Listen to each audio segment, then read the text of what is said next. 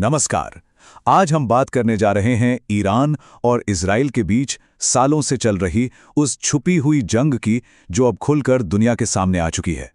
इस बेहद जरूरी विश्लेषण को शुरू करने से पहले चैनल को लाइक, शेयर और सब्सक्राइब करना ना भूलें ताकि इस तरह के इंपॉर्टेंट टॉपिक्स पर हमारी चर्चा जारी रहे। अप्रैल 2024 में एक ऐसी घटना हुई जिसने सबको हिला के रख दिया। जो जंग सालों से पर्दे के पीछे चल रही थी वो अचानक खुलकर सामने आ गई। ईरान ने पहली बार अपनी जमीन से सीधा इजराइल पर हमला किया। शाही ड्रोन्स, क्रूज मिसाइल्स और तो और बैलिस्टिक मिसाइल्स। ये कोई छोटा मोटा हमला नहीं था, ये एक बहुत बड़ा बदलाव था। लेकिन सवाल यह है कि बात यहां तक पहुंची कैसे? आखिर इन दोनों देशों के बीच इतनी गहरी दुश्मनी है ही क्यों? चलिए इसकी जड़ को समझते हैं। इस दुश्मनी की जड़ में देखिए मोटा मोटा 3 बड़े कारण हैं जिन्होंने इस तनाव को इतने दशकों से जिंदा रखा है। तो सबसे पहला, ईरान का न्यूक्लियर प्रोग्राम। इजराइल और अमेरिका को हमेशा से ये डर रहा है कि ईरान एक न्यूक्लियर हथियार बना रहा है। हालांकि ईरान कहता है कि उसका प्रोग्राम पीसफुल है। दूसरा कारण है रीजनल पावर। ईरान पूरे मिडल ईस्ट में अपना प्रभाव बढ़ाना चाहता है, अपने सहयोगियों जैसे लेबनान, सीरिया और यमन के जरिए। इजराइल इसे अपनी सुरक्षा के लिए एक सीधा खतरा मानता है। और तीसरा और शायद सबसे जरूरी है ये प्रॉक्सी वॉर, मतलब पर्दे के पीछे से लड़ी जाने वाली जंग। ईरान हिज़्बुल्लाह, हमास और हौथीज जैसे संगठनों को सपोर्ट करता है जिन्हें इजराइल अपने अस्तित्व के लिए खतरा समझता है। और यही वजह है कि इनकी लड़ाई ज्यादातर आमने सामने की नहीं बल्कि एक शैडो वॉर यानी एक छुपी हुई जंग की तरह लड़ी जाती रही है। तो ये शैडो वॉर है क्या चीज? इसका मतलब है सीधी जंग से बचना। तो क्या करते हैं?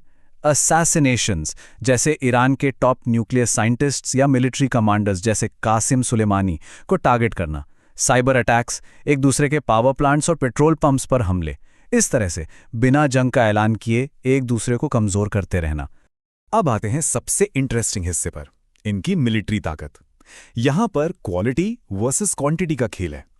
एक तरफ है इजराइल और अमेरिका जिनके पास F-35 फाइटर जेट्स, आयरन डोम जैसा दुनिया का सबसे एडवांस्ड एयर डिफेंस सिस्टम है, मतलब हाईटेक सटीक हथियार। और दूसरी तरफ है ईरान। भले ही उनके पास पुरानी टेक्नोलॉजी हो, लेकिन उनके पास हजारों की संख्या में ड्रोन्स और मिसाइल्स का भंडार है। स्ट्रैटेजी भी बिल्कुल अलग है।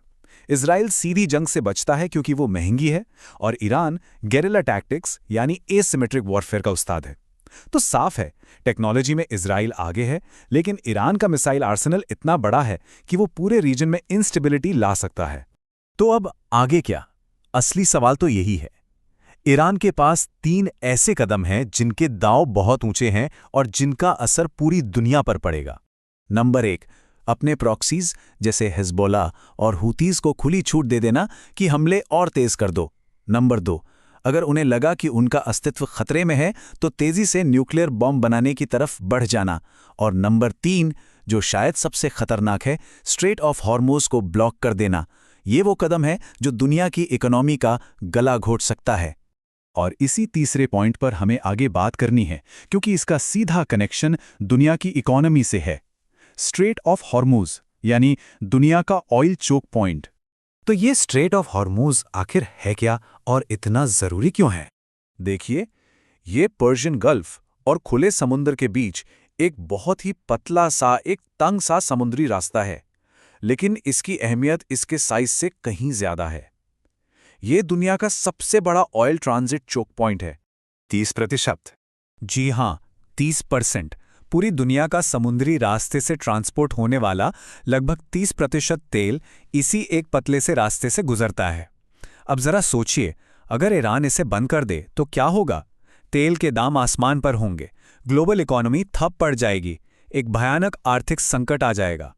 ये एक ऐसा कदम है जिसमें जीत हार मायने नहीं रखेगी, नुकसान पूरी दुनिया का होगा। तो क्या इस सब का मतलब ये है कि एक full scale all out war होके रहेगी? सच्चाई ये है कि दोनों तरफ ये समझते हैं कि एक सीधी जंग में जीत किसी की भी हो, उसकी कीमत इतनी भयानक होगी कि पूरी दुनिया को चुकानी पड़ेगी। और शायद यही डर है जो एक बड़ी जंग को अब तक रोके हुए है। तो आखिरी सवाल यही बचता है कि एक ऐसी लड़ाई में जहां कोई साफ तौर पर जीत नहीं सकता, क्या डिप्लोमेसी यानी कूटनीति कोई रास्ता निकाल पाएगी?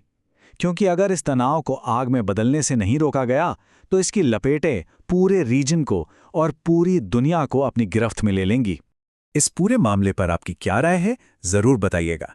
और ऐसे ही गहरे विश्लेषण के लिए हमारे चैनल को लाइक, शेयर और सब्सक्राइब करना मत भूलिएगा। मिलते हैं अगले विश्लेषण में। ध्यान रखें।